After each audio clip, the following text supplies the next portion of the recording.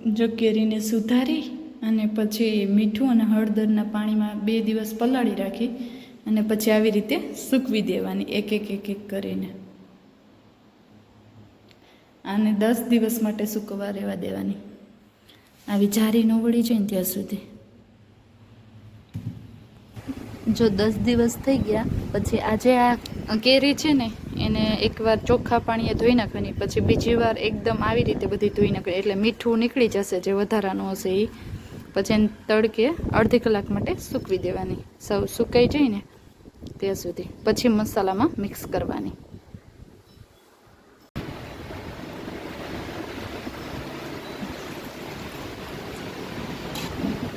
જો પહેલાં થોડુંક ગરમ તેલ કરવાનું, પછી એમાં આ શું નાખ્યું?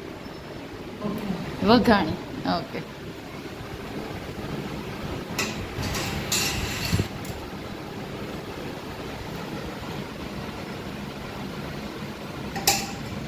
થોડીક વઘાણી નાખવા, પછી નાખવાની વઘાણી. આ બધો મસાલો છે ને ખાંડણીમાં ખાંડી નાખવાનો. પછી છે ને તેલ ગરમ હોય ને એમાં ધાણાના તાંજરા નાખવાના.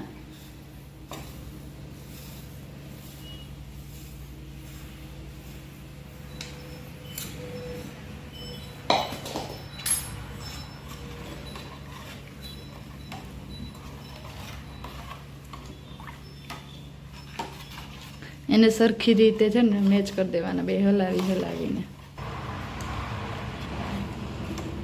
બધો ગરમ મસાલો નાખવાનો, બાદિયા, મરી ને તજ ને એ બધાને આવી રીતે ભૂકો કરી નાખવાનો.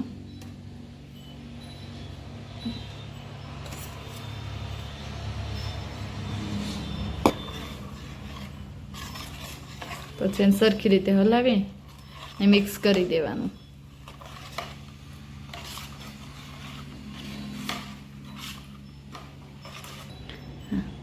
આમાં છે ને એલચીનો ભૂકો, પછી આ નાખે છે એલચી અને તમાલપત્ર, બેયનો મિક્સ ભૂકો. પછી જો આ છે ને ધાણા જીરું.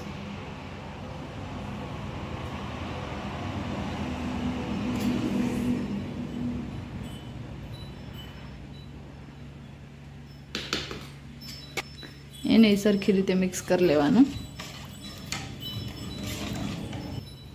પછી છે ને જો હળદર 1 ચમચી, તમારે જેટલી યોગ્ય લાગે એટલી.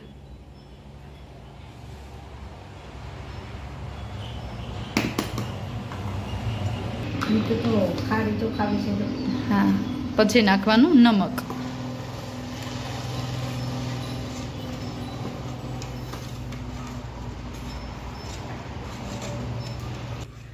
જો પછી નાખવાનું લાલ મરચું.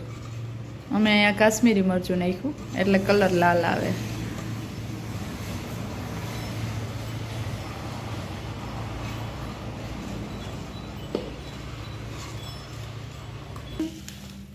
પછી છેલ્લે વરિયાળી નાખવાની. હજી તો આવશે ગોળની.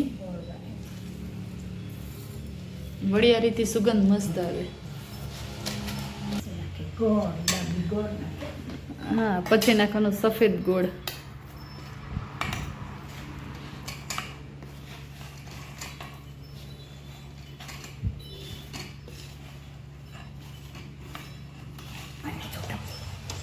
આવી રીતે હલાવતું જ જવાનું. હમણાં બની જશે કેરીનો અથાણાનો મસાલો તૈયાર.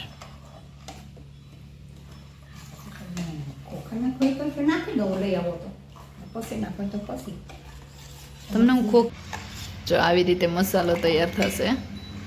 હજી ગોળ ઓગળ્યો નથી, હમણાં ઓગળી જશે એટલે મસ્ત થઈ જશે.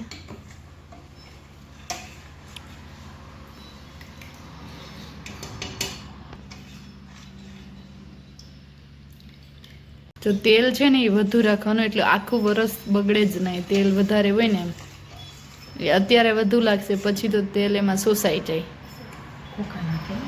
હા, કેરી નાખશો ને એટલે. જો પછી આવી રીતે જાડો એવો મસાલો થઈ જાય ને,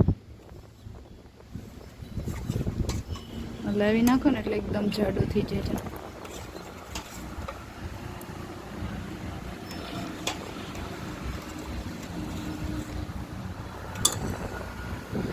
પછી પછી જો આમાં આવી રીતે કેરી નાખી દેવાની. જે સૂકવેલી કેરી હતી ને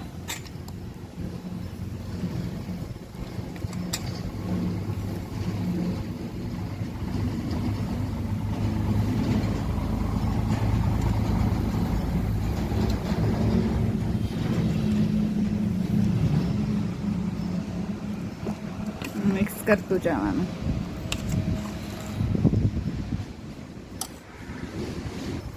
જો બધી કેરી નખાઈ જાય ને પછી એને આવી રીતે મિક્સ કરી દેવાનું.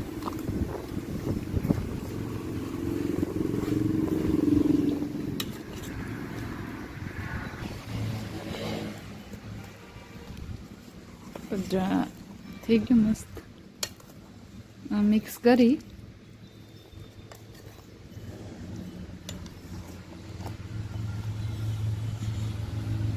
એને એક રાત માટે ઢાંકી અને